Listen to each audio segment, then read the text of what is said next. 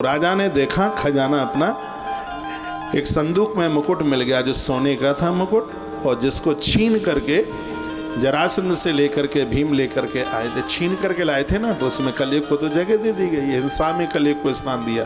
तो जैसे ही राजा ने उसको अपने मस्तिष्क पर रखा, कलयुग को मौका मिला।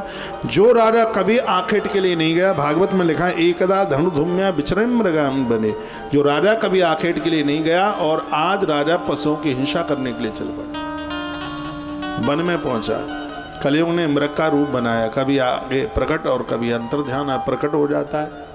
राजा प्यास से बड़ा व्याकुल था, एक महात्मा के आश्रम पर पहुंच गया। ददर्श मुनासीनम शांतम मीलित लोचना, मीलित लोचना, मीलित माने बंद, संस्कृत का शब्द है, यानी आंखों को बंद करके महात्मा बैठे थे।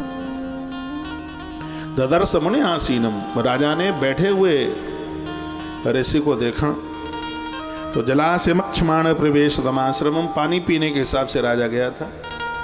तो महात्मा ने आंखें नहीं खोली तो राजा को लगा कि साधु ने मेरा आदर नहीं किया। और याद रखना, जब राजनीति महापुरुषों से गुरुजनों से सम्मान मांगेगी तो राजनीति बिल्कुल खत्म हो जाएगी, बिल्कुल राजा ही समाप्त हो जाएगा।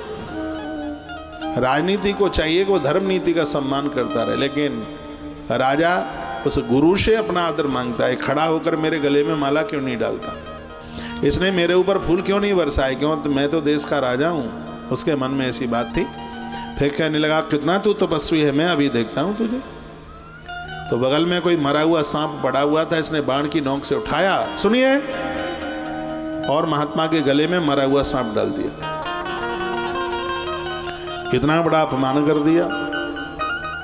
महात्मा आंख बंद किए थे। महात्मा को पता था कि इस राजा ने दुष्टता की है, लेकिन साधु श्राप देना नहीं चाहता था।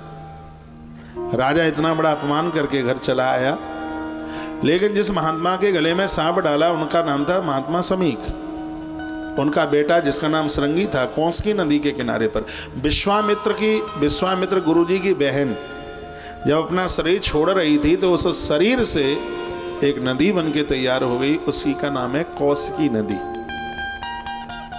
तो उसी के किनारे पर वो तप कर रहे थे उनके पुत्र। तो गुरु भ्राता ने जाके कहा कि राजा ने गुरुजी का इतना अपमान किया है। तो वो तो ब्राह्मण का बेटा था, मुनि कुमार था, तो शक्ति थी। देखिए, सांप का बच्चा छोटा हो बड़ा हो, जहर तो है उसके फण में। मैं कहूँगा ब्राह्मण छोटा बड़ा कैसा भी है वो पूज्य है, वो वंदनीय है। उससे भूल करके भी पाप मन छुपाना, नहीं तो पुण्य ऐसे खत्म हो जाएंगे जैसे माचिस की तीली दिखाने पर कपूर समाप्त हो जाता है।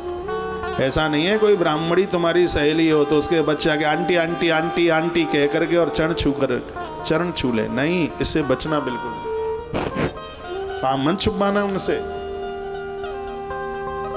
ब्राह्मण का बालक था, करंट था शरीर में, तप का प्रभाव था,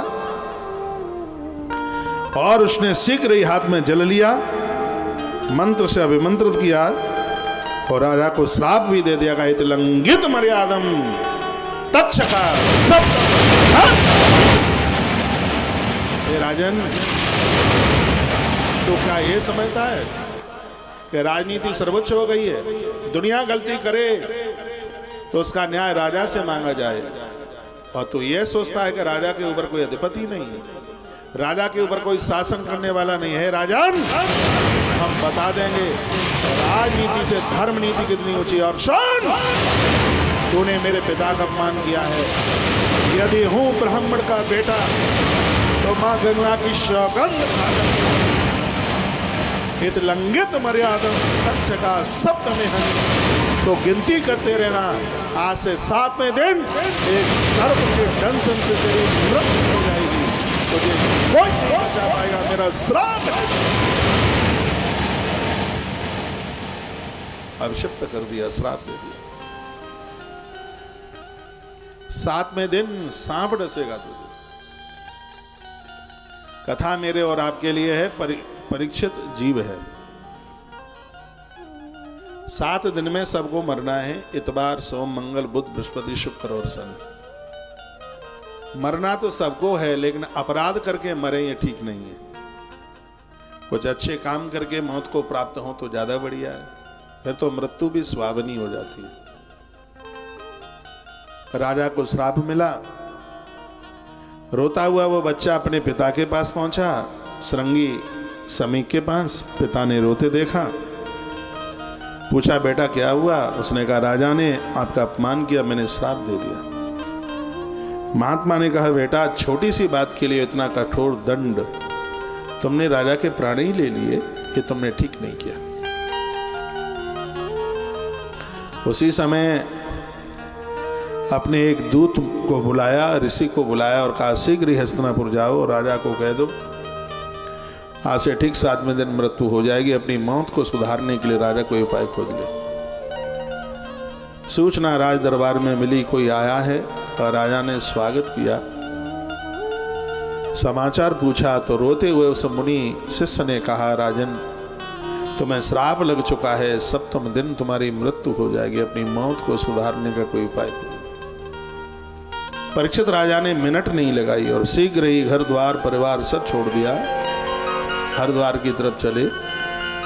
और गंगा के किनारे एक बरगद का बड़ा विशालकाय वृक्ष था, वट पेड़ के नीचे, और वह वहां पर बैठ गए। राजा से मिलने के लिए महात्मा लोग स्वयं आए।